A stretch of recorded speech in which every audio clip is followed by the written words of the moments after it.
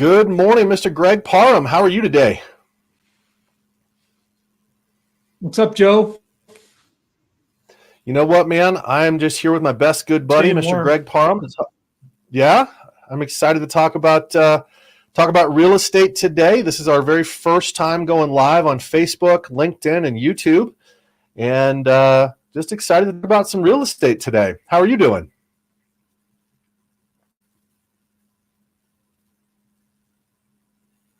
We got anybody on yet? Yeah. Nope, nobody yet, but I think we'll go through a few different topics and just talk about what's happening in the real estate world. Tell me a little bit about yourself, Greg. Why are you qualified to talk about mortgage and real estate questions?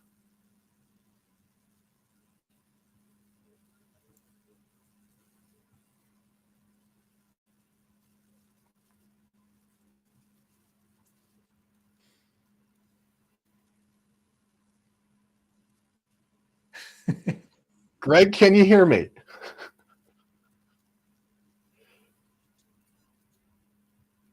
I'll be right back.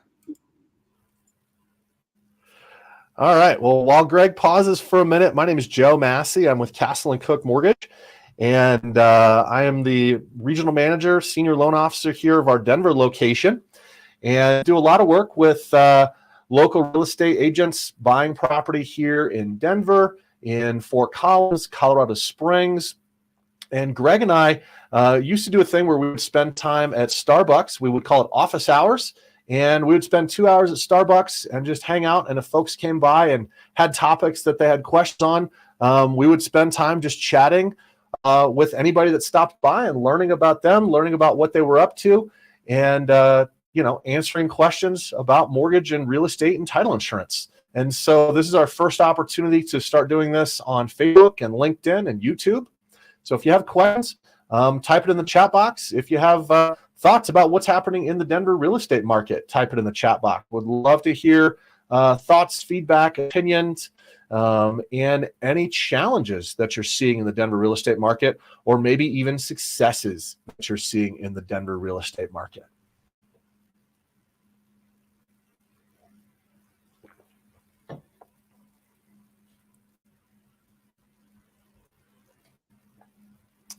And there is my best good buddy, Mr. Greg Parham. Greg, can you hear me now? I can hear you pretty well, a little chopped up, but I'm getting most of it. There you go. Well, hey, I was telling our friends out there that, you and I used to do this at Starbucks where we would sit down for an hour to 2 hours and just let people know that we were available. They could stop by and chat, talk about mortgage, title, real estate. And this is our first opportunity to do this online. So before we get started, tell me a little bit about yourself, Greg. Who are you? Why are you qualified to talk about mortgage and real estate?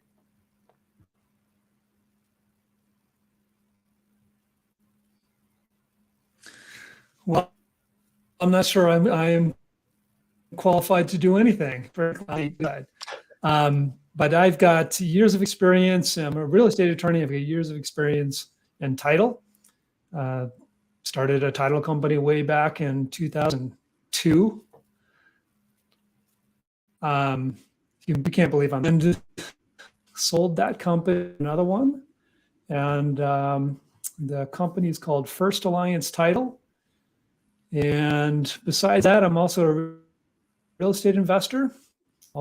So wear a lot of different hats. Yeah.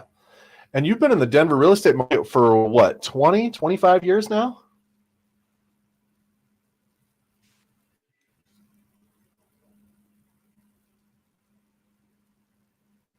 Greg, how long have you been in the Denver real estate market? 20 years, 25 years?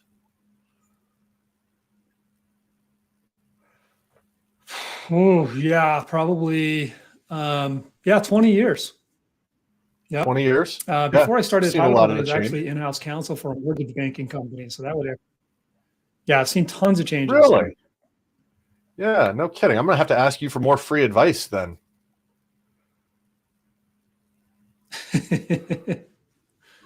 Well, Greg, let's talk a little bit about what's happening in the market. So this is what I'm seeing that a lot of people are giving us feedback and telling us what's going on in the market. And I'd love your thoughts if this is what you're experiencing as well. Number one, interest rates are up, way up. Do you hear people talk about that?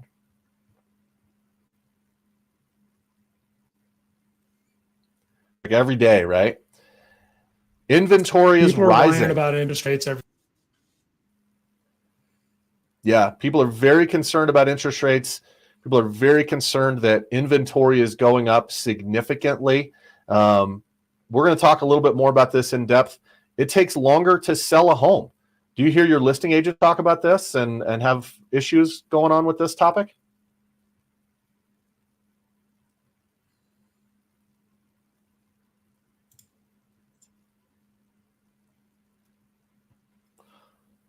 And sellers are not getting premium offers in 15 minutes. This is one that was really popular over the last year or two. Is you would list a property for sale at $500,000 and you'd have an offer of $550,000 that very first weekend. Seems like that is not happening nearly as much anymore. Is that true, Greg?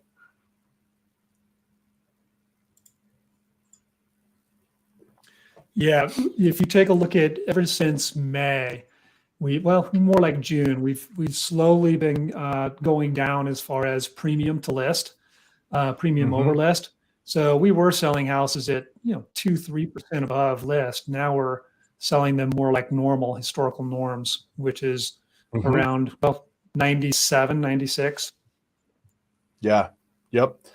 And prices are crashing, right? The sky's falling, prices are crashing, and a favorite, there's going to be a foreclosure crisis, and the bubble is bursting, right? This is what's happening in the Denver market right now, right?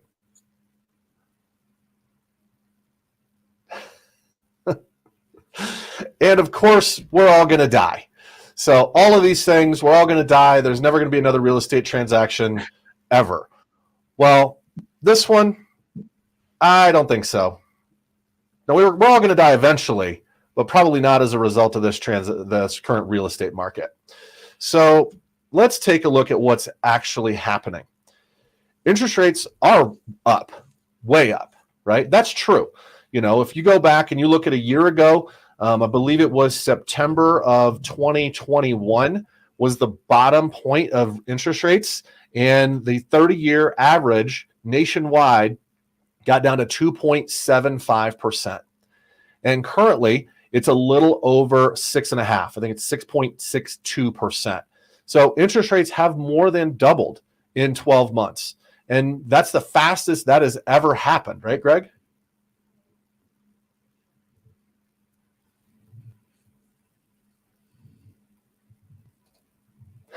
That's right.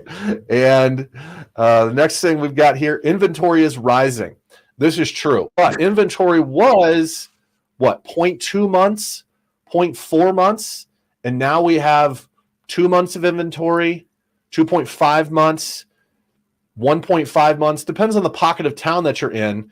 But, Greg, would you describe 2 months of inventory as still extraordinarily low?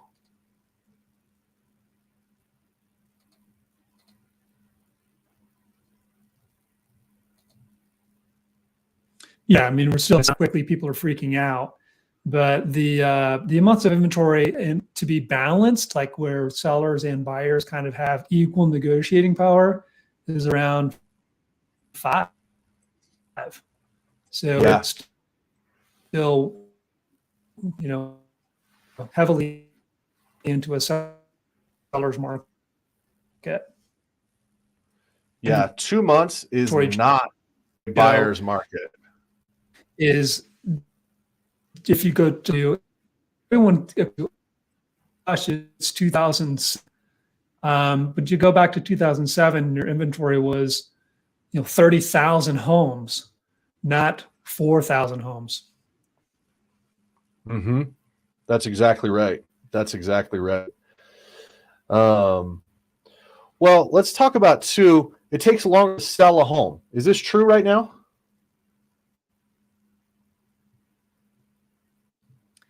It's taking longer, right? Yeah. Yeah, it absolutely is taking longer, but is that necessarily a bad thing?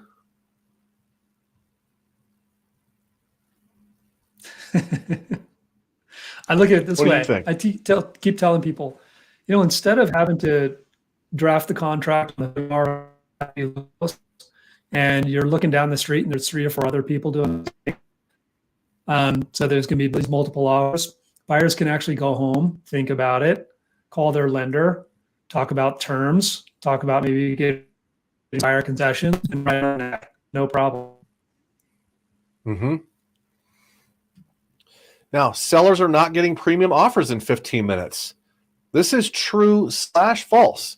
It doesn't happen to every seller, but we're still seeing that some sellers that list their property at an appropriate price, that have good marketing, it still may go under contract very, very rapidly. And I saw one just this past weekend that went under contract $30,000 above list price. So it does still happen, right? Yeah. Now, prices are crashing. The world is ending. They absolutely Mostly still false. happen. Yeah, mostly false that prices are crashing. Would you agree?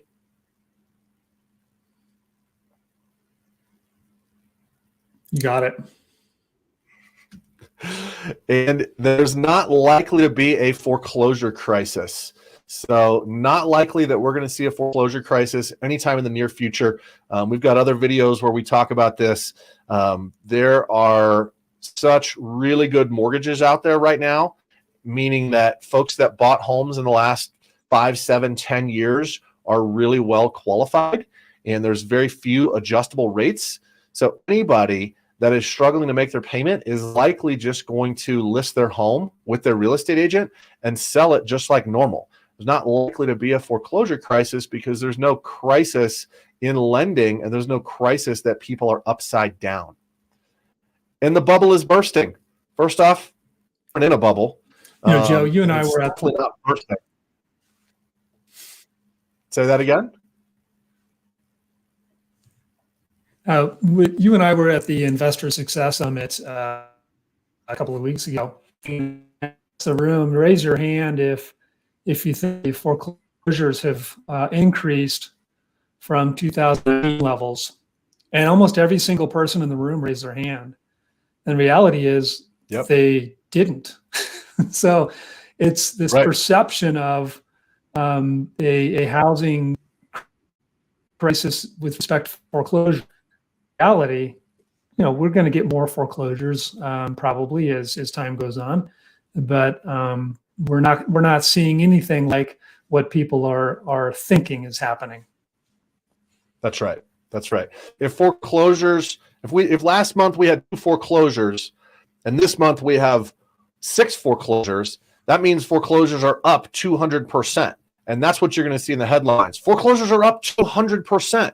Well, that's true, but going from 2 to 6 is not a meaningful impact in the market. So I think there's going to be some headlines out there that are going to make it really scary. But A, we're not in a bubble. B, we're not going to have a foreclosure crisis.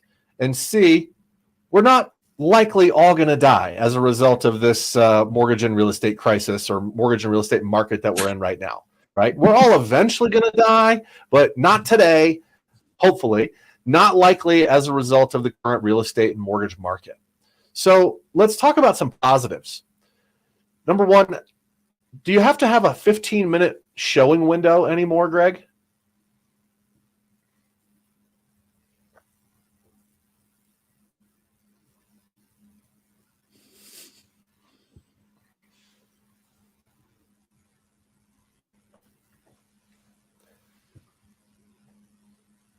Greg, can you still hear me? Did I lose you?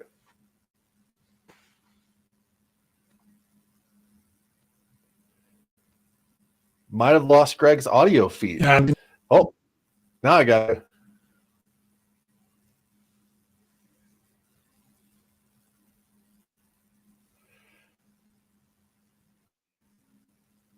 So positives in the current market. Number one, an appropriate time. These positives to for view Joe. list. I'll touch on a couple of them. Yeah, go ahead.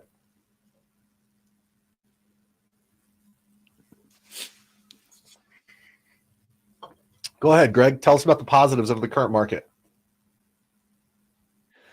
Yeah, sorry. We got a little delay between us. So, when you take a look at this list and contrast it with some things that were happening last year before, last year and the year before, and then seller concessions, there simply weren't any. So this really is a much better time for a borrower or buyer to say, hey, I want you to pay some of my closing costs, seller, in a way and appraisal, and I am going to have the house inspected, and sellers are fine with it. So it's a much healthier, I think, negotiation in the market. It's just an easier time to sell. Like it's just less friction involved, to feel like they got a little bit of a bargaining power. And so they feel like the negotiation's going pretty well. And sellers are feeling like that too, because we know what, a good negotiation is when both sides give in a little bit. That's right. That's right. And this is also known as normal, right? This is the way the real estate market operated for decades, right? Right up until 2019, when we really started having an inventory crunch. And then 2020 and 2021 became a very strange market, and people were overbidding. All these things were out the window.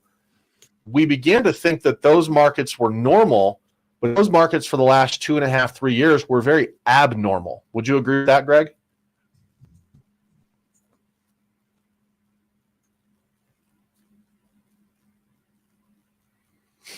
Absolutely. Yeah, yep, I think so too. Well, as we're wrapping up here, let's talk about the negatives. Yes, interest rates are higher, and you do have the possibility of decreased values in the future and just general uncertainty. So for agents out there, higher interest rates, really important. Discuss with your clients historical trends in interest rates. All right. Interest rates are still below the 30-year average. The average over the last 40 years, average interest rate has been just over 8%, right at 8.25%. All right. As of today, the 30-year fixed rate average is right at 6.6%. We also have options where you can select interest rates that were available in 2020. So our 2-1 buy down programs allows you to buy a property today with an interest rate from 2020. And so this is one of my favorite programs. I actually worked with a client just last night on one of these. And if rates go down in the future, you may have an opportunity to refinance and save money on that lower interest rate in the future. Now, this is a big one that I hear. So what if values are going to go down in the future? Is that going to be something that's going to potentially impact my ability to refinance or impact my ability to sell? Yes, if values go down in the future, that would impact your overall net worth gain. But it's important to understand there has never been a time in Denver's history that if you held a property for 10 years, you would have lost money. So think about that for a second, Greg. If you buy a property and hold it for 10 years, there's never been a time that property went down and stayed down. Now, if you held it for a year, maybe 2 years, it might have lost value and you would have lost money if you sold it. But if you hold property long-term, historically, there's never been a time that you would have lost money in Denver's real estate market. That's kind of cool, right? Yeah, I mean, Joe, we took the look at this from 2007. Like if you'd have bought a house in June of 2007, I think it was just 5 years that you kind of broke even on it. Within 10 years, you actually had quite a bit of equity built up. Yep, that's exactly right. And the last one, this is one I hear a lot, just general uncertainty. All right. And I get it. This is a real concern. When you're talking with your buyers and sellers, find out why they want to buy a new property. Hey, you know what? My spouse is pregnant. I'm being relocated for work. I work in the tech center and I live in the tech center and my new job is in Boulder. All right. That commute is not going to work for me. So find out what's their real motivation, and you're going to find not every person should be buying or selling right now. And it doesn't necessarily mean because of the market. It doesn't necessarily mean because it's a good time to buy or a bad time to buy or a good time to sell or a bad time to sell. but not every person should transact at this exact moment. But that's true in good markets. That's also true in bad markets. So you really want to spend time talking with people and make sure that you are in front of a lot of people. That's really how you're going to separate yourself in this market. If you guys have questions, feel free to reach out to me. My phone number is on the screen there, 303-809-7769. And Greg, give me your phone number. I know I've got it saved, but give it to me so I can share it with everybody.